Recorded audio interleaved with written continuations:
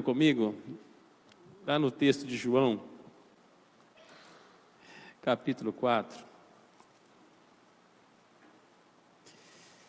a partir do verso 31. Quero agradecer aos meninos do Geração pelo convite de estar com vocês ontem. Foi um presente muito bom, foi uma bênção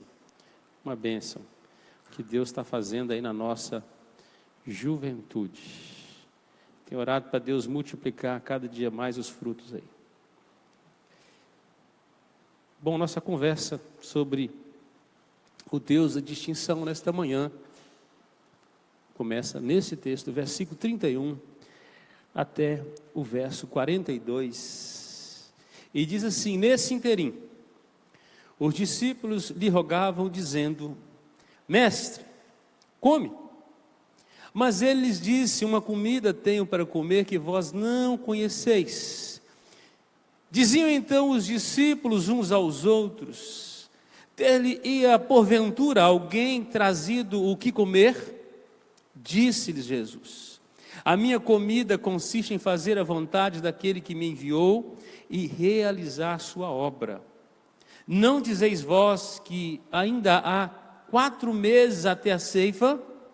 Eu, porém, vos digo: erguei os olhos e vede os campos, pois já branquejam para a ceifa. O ceifeiro recebe desde já a recompensa e entesoura o seu fruto para a vida eterna. E dessarte se alegram tanto o semeador como o ceifeiro.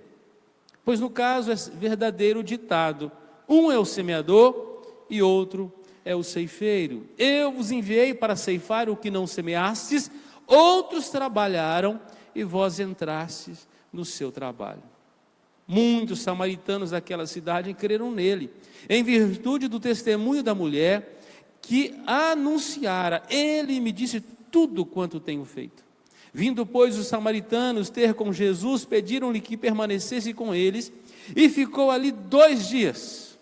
Muitos outros creram nele por causa da sua palavra, e diziam à mulher: já agora não é pelo que disseste que nós cremos, mas porque nós mesmos temos ouvido e sabemos que este é verdadeiramente o Salvador do mundo. Pai de amor, que o Teu Espírito Santo continue soprando ao nosso coração Tua palavra, revelando ao nosso coração e nos despertando para decisões, ó Deus, proativas, positivas, ó Deus, abençoadas no reino do Senhor. Tira-nos da inércia espiritual, dá-nos a visão do alto, que nós possamos aprender, ó Deus, a amar o Senhor sobre todas as coisas.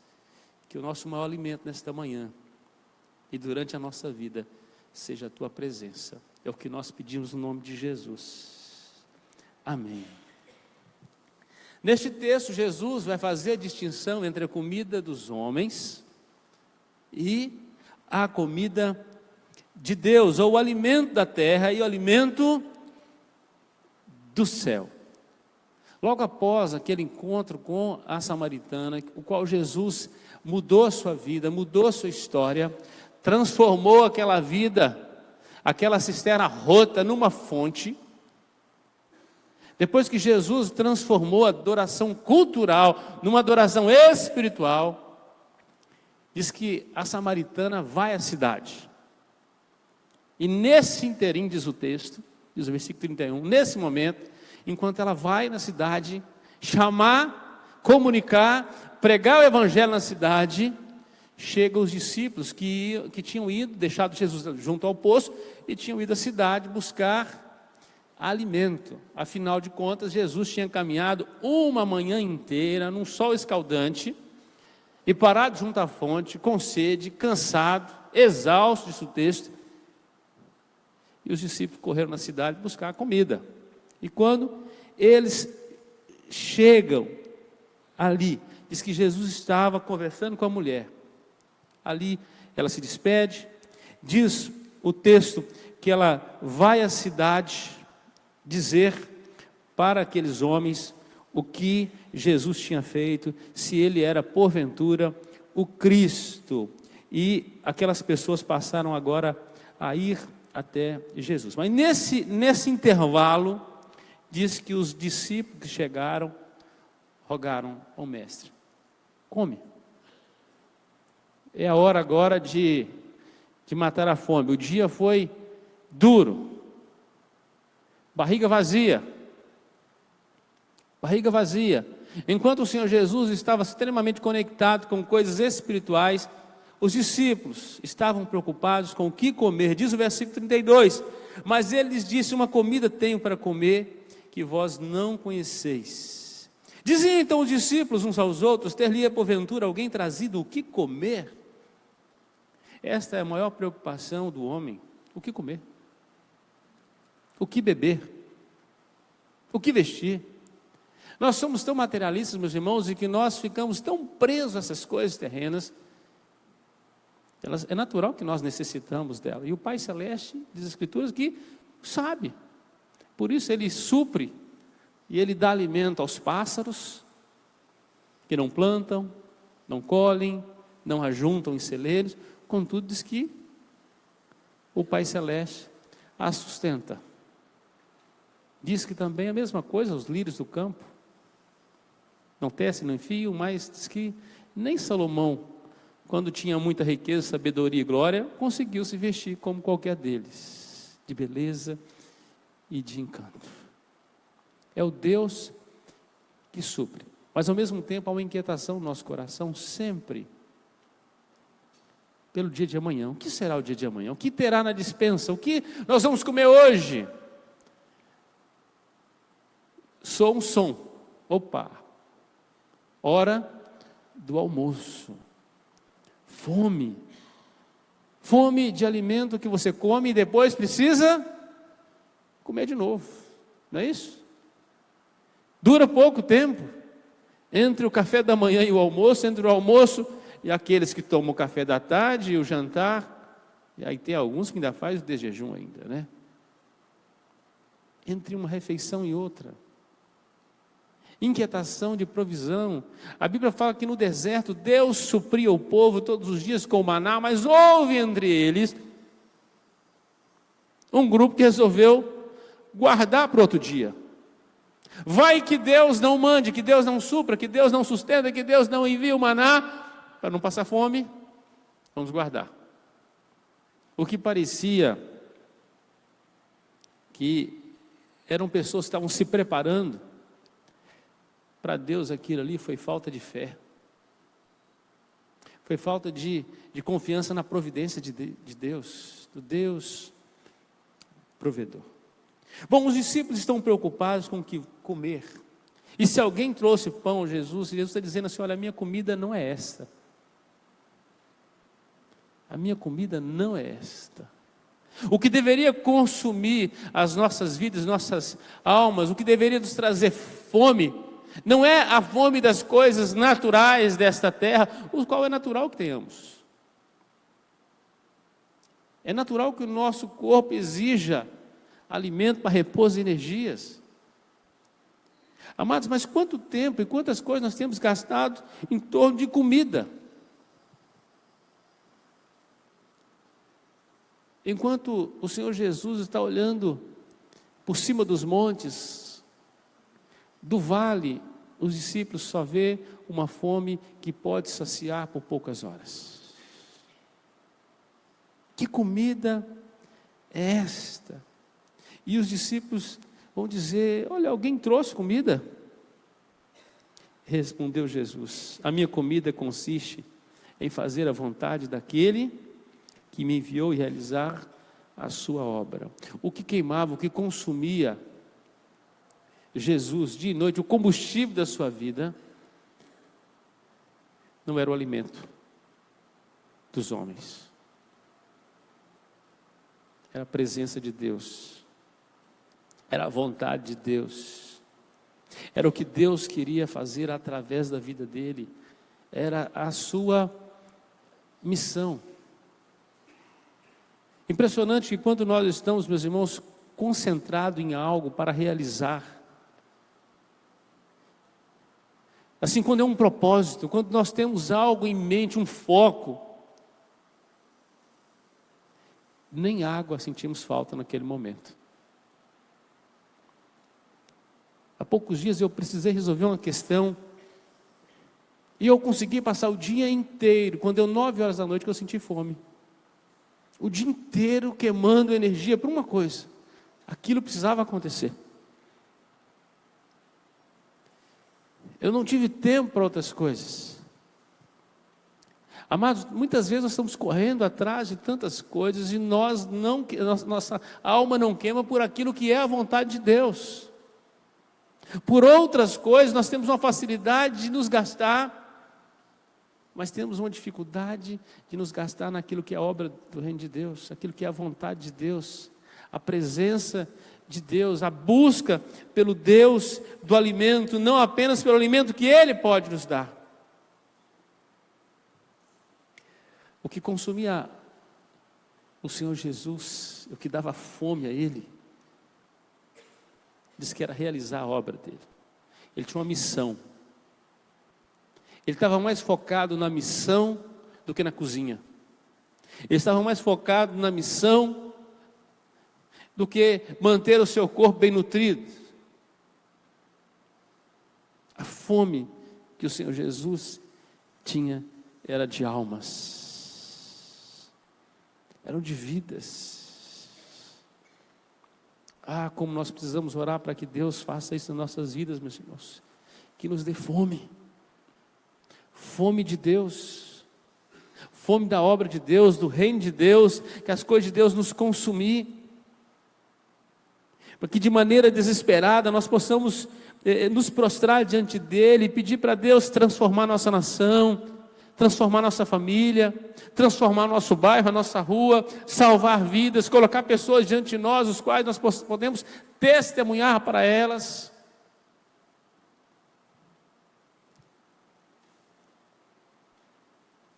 Irmãos, a busca pela comida é tão grande que hoje o que faz sucesso na TV são os programas de gastronomia. Nós comemos pelos olhos. Não é isso, irmãos? É o Masterchef, é o Food alguma coisa lá, é cheio de programas assim, de gastronomia, ensinando a fazer tudo, e homens estão fazendo, mulheres estão cozinhando, todo mundo cozinha, todo mundo faz alguma coisa, todo mundo é chefe agora. Você sente fome até sem fome. Você acabou de almoçar, o sujeito está preparando a picanha. Está fazendo uma feijoada ali na TV, você dá vontade de quê depois? De comer. A propaganda é a alma do negócio. Ontem eu sentei do lado do irmão e eu brincava que ele estava me tentando, porque terminamos de almoçar e ele pegou um pedaço de pudim, colocou no prato, e cada garfada que ele dava, ele falou assim: mas está bom, viu?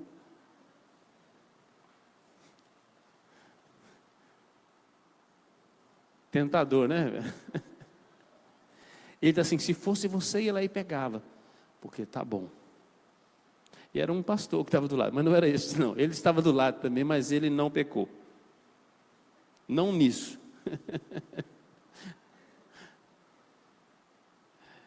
Ele tirava mais um pedaço e falou assim: mas está bom. E de repente, o cheiro, a imagem, a barriga cheia, parecia que já não estava mais cheia. Como diz um presbítero lá em Minas, tinha um espaçozinho para uma briga ainda, boa. Você viu que nós somos o tempo todo conduzidos para gastar, para comer, para... Mas dificilmente alguém nos conduz para a oração, para a evangelização, para gastar tempo com as coisas de Deus. Há sempre gente nos convidando para ir para as pizzarias. Até hoje ninguém bateu na minha casa, ninguém me ligou: pastor, vamos fazer uma vigília de oração? Nunca recebi essa ligação. Nunca. Mas o que nós vamos fazer hoje? Nós vamos comer o que hoje? O que nós vamos comer hoje? Irmãos, é só para a gente ter uma ideia de como nós andamos. A gente não presta atenção nessas coisas. É natural que o Senhor Jesus precisava se reabastecer, que Ele precisava se alimentar, ter uma alimentação regular. Ele tinha um ministério intenso, e quem prega a palavra de Deus tem uma fome gigante, tá? Dá fome, gasta muita energia. negócio queima, parece que tem que vir para cá depois, né? O Senhor Jesus tinha um ministério intenso, andanças. Ele precisava ter uma refeição regular, mas isso não era a prioridade da sua vida. Havia coisas mais importantes. Cuidado para aquilo que é importante, aquilo que é essencial do céu, não ser substituído por aquilo que se consome nesta vida. Tirar o seu tempo com Deus, tirar a sua fome de Deus. Cuidado você escolher entre o almoço e fazer a obra de Deus, entre a festa e o clamor, a vigília. Cuidado você substituir, porque alguém vai trazer alimento. Agora, a sua vida com Deus, você vai ter que tomar uma decisão. O que vai consumir minha alma? É importante todas essas coisas? São importantes, mas o que está acima disso?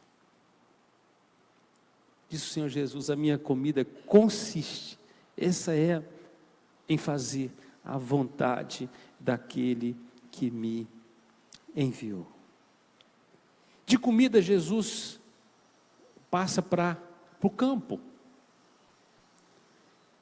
para mostrar para os discípulos que a fome que ele tinha precisava ser agora exemplificada. Eles precisavam compreender que fome era essa. Se é a vontade do Pai, que vontade é esta? A Bíblia diz que a vontade de Deus é que nenhum se perca, mas que todos cheguem ao arrependimento. Diz que isso é vontade de Deus. A vontade de Deus é que o Evangelho seja pregado todo, a todas as pessoas, em todos os lugares. É a vontade de Deus. Tanto é a vontade de Deus que o Senhor Jesus, antes de partir, quando ele vai subir aos céus, ele deu uma ordem para a igreja. E isso deveria ser o nosso alimento, o combustível da nossa vida. Ele não deu outra ordem, uma ordem. Ele diz assim, olha, vocês vão em todos os lugares do mundo, todos os lugares. Não tem um lugar que não deve se ir, todos os lugares. E façam discípulos, batize-os, em todos os lugares, em todos os lugares. Onde você for, faça discípulo. E eu tenho dado autoridade para vocês para isso. Quando o Espírito Santo descer sobre vós, vocês vão ser essas testemunhas. Vocês em todos os lugares, vocês vão cumprir a minha ordem. Esta é a minha ordem. Isso vai consumir a alma de vocês. O apóstolo Paulo diz que ele fez de tudo para com todos, para de algum modo alcançar alguns. Isso consumia também a vida do apóstolo. Diz o texto: não dizeis vós que ainda há 4 meses até a ceifa? Eu, porém, vos digo, erguei os olhos e vede os campos, pois já branquejam para a ceifa. O ceifeiro recebe desde já a recompensa e entesoura o seu fruto para a vida eterna. De Sarte se alegram tanto o semeador como o ceifeiro. Jesus vai falar aqui de quem lança semente, de quem colhe. E ele diz assim, olha, qual que é o tempo de uma safra? 4 meses. 4 meses, lança-se a semente, 4 meses depois está colhendo. Está colhendo. Há poucos dias eu vinha conversando com algumas pessoas que trabalham aí com grandes lavouras, e eles conseguem fazer 3 colheitas no ano. 3 colheitas no ano. Planta soja, na sequência planta um milho chamado safrinha e depois o feijão, sem perder os espaços na terra. E eu falei, você ara a terra? Não aramos mais, senão estraga a terra. Aproveitando o máximo o que o solo pode fazer. Mas há um tempo entre semear e um tempo em colher. O Senhor Jesus vai dizer, olha, que tem muitas coisas que nós não semeamos, mas colhemos. Tem outras que nós semeamos, mas não vamos colher. Alguém vai ter que colher. O nosso papel naquele momento era lançar semente. Era plantio. Plantio. Em Israel, toda árvore que você vê aqui parecer com um coqueiro, com a palmeira, é um pé de tâmara. Toda árvore é um pé de tâmara. Hoje há métodos de plantar para ela produzir mais rápido. Mas naturalmente, desde o lançar da semente ao solo até a colheita, demorava 70 anos, a primeira colheita. Você imagina se alguém fosse assim, uma pessoa assim muito preocupada só consigo mesmo e falasse assim, não, eu que tenho que colher. Então ele tinha que nascer com a semente na mão. Ok? Para poder na velhice, se tivesse sorte, se não morrer na guerra, comer um fruto. Se ele fosse egoísta, era assim. Mas por que alguém comeu tâmara por muitos anos? É porque havia sempre alguém que lançava a semente. 70 anos atrás, alguém semeou. Você sabia que você é um canteiro que alguém lançou uma semente um dia? E possivelmente a pessoa que lançou a semente não foi a mesma pessoa que teve a alegria da colheita, de ver você rendendo-se a Cristo. Não foi.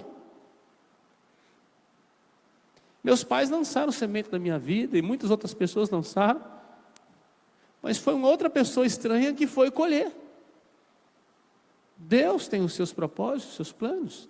Um é o ceifeiro, o outro é o semeador. E diz o Senhor Jesus, e vos enviei para ceifar o que não semeaste, outros trabalharem e vós entraste no seu trabalho.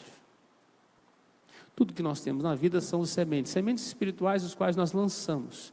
O Senhor Jesus está chamando os discípulos para olharem para os campos, que é o seguinte, olha, vocês não semearam, mas vocês vão começar a colher. Não semeamos não, porque o Senhor Jesus, meio-dia, ele lançava semente. Ele lançava semente num coração de uma mulher com a vida destruída. No 6º casamento, e possivelmente não era dela o marido. O Senhor Jesus confrontou uma mulher que buscava água, sedenta, mas a maior sede que ela tinha, só Jesus podia saciar.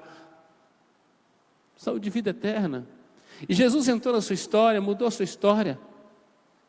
Jesus mudou a sua adoração. Sementes. Enquanto os discípulos vão à cidade, Jesus está lançando sementes. Está semeando. Jesus está dizendo, vocês estão entrando numa colheita, o qual vocês não semearam. Não trabalharam. De comida para colheita. A ordem do Senhor Jesus, sim, olhem para os campos. Eles já estão brancos para a colheita. Amado, Simon lançou sementes, mas Simon também colheu frutos. Porque no ano 1500 e pouquinho, Calvino mandou gente para o Brasil para evangelizar o Brasil. Foram mortos. Anos mais tarde, os luteranos tentaram entrar também aqui, evangelizaram alguns povos, principalmente cidadãos alemães que moraram aqui, depois voltaram para lá, acabaram que não nasceu uma igreja aqui. Tempos depois, um casal, médicos, 2 anos antes de Simon, lançando sementes aqui. Eles eram congregacionais, foram depois para Portugal. Quando o Simon chega no Brasil, tem aquele casal que está fazendo um trabalho ali, mas Deus está levando eles para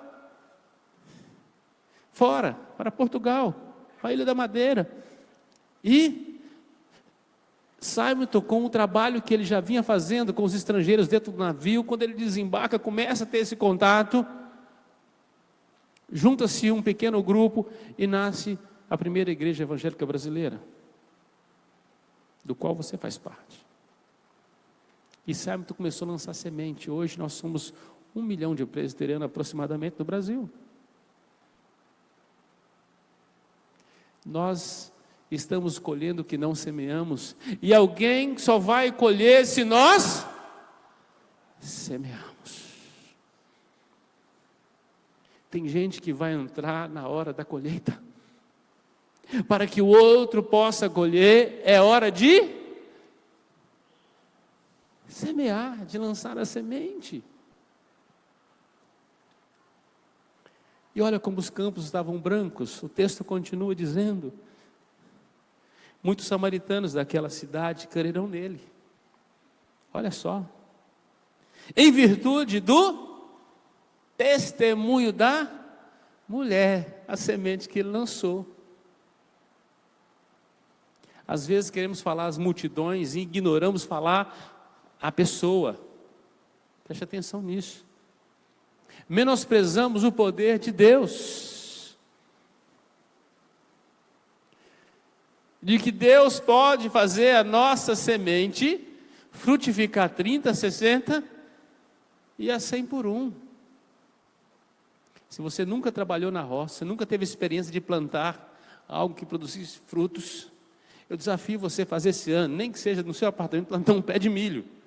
Vai lá, coloca 2, 3, um vaso lá e dá um jeito. Tem a experiência de você ter a colheita.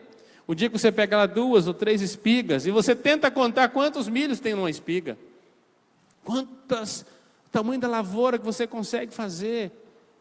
É apenas um ensinamento do que Deus pode fazer através de uma semente lançada. Imagina quando te lança muitas sementes. Deus lançou semente na vida dessa mulher. E diz que ela testemunhou. Muitos samaritanos creram por causa do testemunho da mulher. Qual que era o testemunho da mulher? A palavra martiria, testemunho, vem junto com proclamação. Não existe testemunho sem proclamação. Tinha um ditado infeliz de presbiteriano antigo que dizia o seguinte: o importante é dar testemunho. É viver o Evangelho. Irmão, você não vive o Evangelho se você não abrir a boca e pregar. Se prega o Evangelho com testemunho e palavra, não tem como separar as coisas. Não tem, é tudo junto. É tudo junto. Você entendeu? Não, o importante é viver. Eu não falo para ninguém, mas eu sou um crente. Muitas pessoas já foram salvas pelo testemunho. Você é covarde, tem vergonha de falar de Jesus. Não se esconda, não se omita. Jesus quer que você abra a sua boca para você proferir a palavra dele. Não se omita. Não deixe o diabo colocar essa mentira na sua mente, não.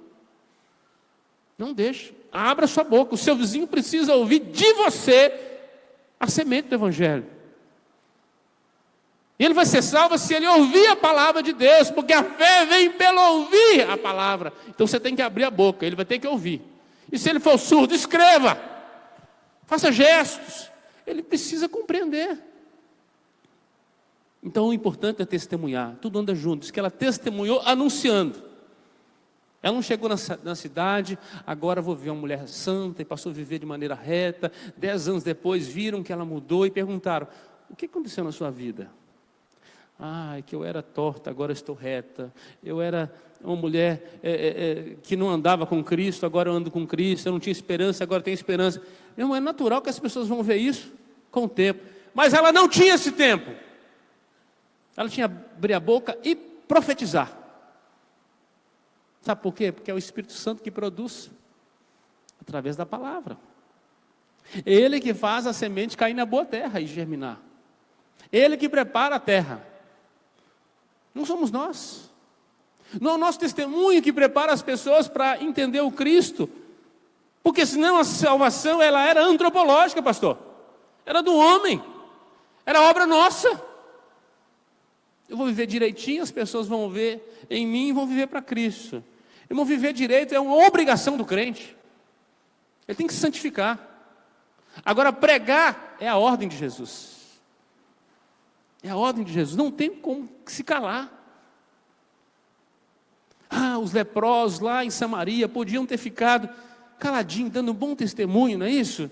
e deixar o povo morrer na cidade. Mas a Bíblia diz assim: olha, hoje é dia de boas novas, nós precisamos ir na cidade e avisar que os inimigos foram embora, que o povo pode sair da cidade, comer, que estavam morrendo de fome. Ah, mas isso podia dar um bom testemunho, 5 anos de bom testemunho, ia ter só ossos naquela cidade.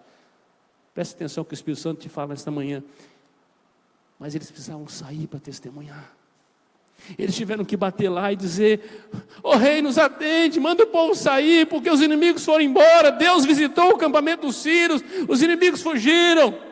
É um dia de boa notícia, tem comida, tem bebida, salvação da cidade." Alguém teve que pregar. E diz que o anúncio do Senhor tinha que ser para até que as pessoas passassem e pudessem ler de longe. Está lá em Abacuque. Se você quer um avivamento na obra de Deus, tem que abrir a boca e pregar em bom tom. Eu não conheço nenhum grande evangelista escondido dentro do quarto. Ele pode se preparar dentro do quarto, mas ele está no meio do povo. Ele pode subir no monte, mas Jesus manda ele descer aos vales. E nos vales ele precisa pregar. Ele precisa pregar. E diz o texto: vindo pois os samaritanos, verso 40. Vindo pois os samaritanos ter com Jesus, pediram que ele permanecesse com ele. E diz que o Senhor Jesus deu o privilégio de 2 dias ali. Que coisa, hein? 2 dias. Pensa aí, 2 dias na sua casa. Jesus em pessoa. 2 dias. Estou imaginando a roda que fizeram, não comeram, não beberam. Só tinha uma coisa, a única comida que eles tinham era ouvir o que Jesus falava. Olha a estratégia de Jesus saindo da Judéia, indo rumo a Galiléia. Passa pela cidade de Sicar. Passa por Samaria, e o povo está faminto de Deus. Enquanto os discípulos estão famintos da terra, Jesus está dando uma lição: a minha fome é a vontade do Pai. E a fome daquele povo era: fica, Jesus, tua presença é melhor do que qualquer coisa. O estranho quer Jesus, os da casa quer comida. Que coisa! Que coisa! E diz o texto: muitos outros creram nele por causa da sua palavra. E diziam à mulher: já agora não é pelo que disseste que nós cremos, mas porque nós mesmos temos ouvido e sabemos que este é verdadeiramente o Salvador do mundo. Acrescente: antigamente ele era um homem, ele era judeu, depois ele é Senhor, é mestre, depois ele é o Cristo, agora ele é o Salvador do mundo. Se você está acompanhando desde a primeira pregação dessa série, Jesus vai se revelando, e agora os samaritanos afirmaram o que nem a samaritana afirmou: este é o Salvador do mundo. Quer mais? Não é pelos outros, ou pelo que os outros estão fazendo, pelo que os outros estão vivendo, porque a gente começa a escutar que está tendo avivamento na África, está tendo avivamento na Coreia, está tendo avivamento em outro lugar, mas e as nossas vidas? Cadê o avivamento? Nós ouvimos o testemunho de todo mundo, mas cadê o testemunho na nossa vida? Pregamos sobre os outros, e o que Deus tem feito em nossas vidas? Cadê as nossas experiências com Jesus? É muito bonito ouvir o que as outras pessoas estão vivendo. Sempre tem alguém que tem uma experiência com Deus maravilhosa. É edificante ouvir. Mas nós precisamos viver também pelas nossas próprias experiências. Diz que eles creram porque eles tiveram uma experiência com Jesus. Não é mais somente pelo que ela falou. O que alguém falou, meu irmão, foi para te atrair, chamar a sua atenção. Agora é hora de você sentar à fonte e bater aquele papo com Jesus. E eles vão dizer: olha, já não é pelo que ela disse, foi muito importante, mas porque nós estamos vendo quem Ele é. Nós estamos tendo uma experiência com Cristo. Nós estamos tendo uma experiência com Deus. Não é porque o pastor disse que eu tinha que ler a Bíblia. Mas eu estou lendo, eu estou experimentando o poder de Deus. Não é porque alguém disse que tinha que orar, porque eu fiquei sabendo que João Wesley orava de joelhos, mas eu estou orando de joelhos e eu estou tendo experiências com Cristo. Eu estou tendo essas experiências com Cristo. Uma coisa é dizer o que o outro falou, o que o outro fez, o que o outro experimentou. E eu não sei como é que estava o pudim ontem. O irmão do lado dizia assim: está muito bom, mas está gostoso, vá lá pegar. Comi com os olhos, lambi com a testa. Entendeu aí? Tem gente que está provando do maná do céu e está dizendo: está muito bom, mas você precisa provar também. Não é a experiência do outro que vai fazer a sua vida diferente. É a sua experiência com Cristo.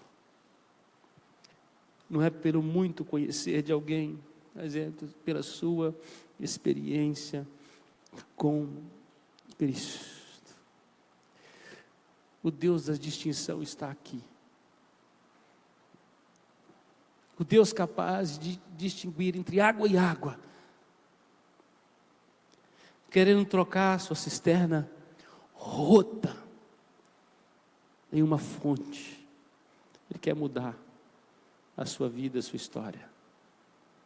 Ele quer mudar a sua percepção quanto à sua adoração, de um culto apenas cultural, uma adoração cultural, para ser você um verdadeiro adorador, porque é este que Jesus procura, aqueles que adoram o Pai em espírito e em verdade. Ele quer te ensinar a ter fome dEle, sede dEle, da obra dEle, da vontade dEle. Ele quer que você tenha as suas próprias experiências com Ele. No seu quarto secreto, Ele já está. Ele quer ter um encontro com você, Ele quer te recompensar. Não esqueça, sementes é para semear. Na sua vida você vai colher muitas coisas, como eu tenho colhido, e que outros semearam, mas outros só vão colher se eu semear. Que a nossa geração não retenha a semente no nome de Jesus. Que a nossa geração possa olhar também para os campos que estão brancos e colher com gratidão no coração, porque a geração anterior foi excelente, lançar a semente. Que não falte pão para a próxima geração. Que não falte combustível para eles, porque essa geração se omitiu e não lançou a semente. Que Deus tenha misericórdia de nós, meus irmãos. Vamos orar? Você podia orar aí, baixa a sua cabeça. Aquilo que o Espírito Santo falou no seu coração, você sabe que você tem que conversar com Deus nesta manhã.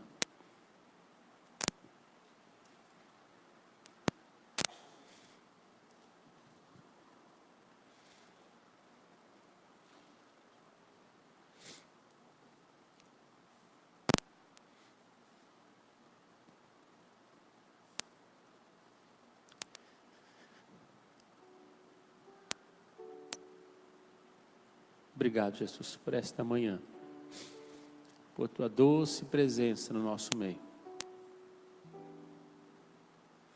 por tua palavra, por tua palavra,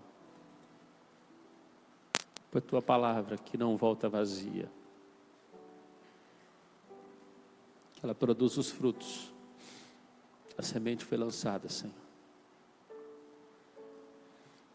Desperta os ceifadores, para que possam colher a boa semente, o fruto que já está maduro. Nos ajuda a lançar nossas sementes, a tempo e a fora de tempo. Tira toda a letargia, tira o medo, timidez, E assim como os discípulos oraram, lá em Atos 4, dá-nos intrepidez, dá-nos coragem para pregar a tua palavra. Pedimos isso no nome de Jesus. Amém.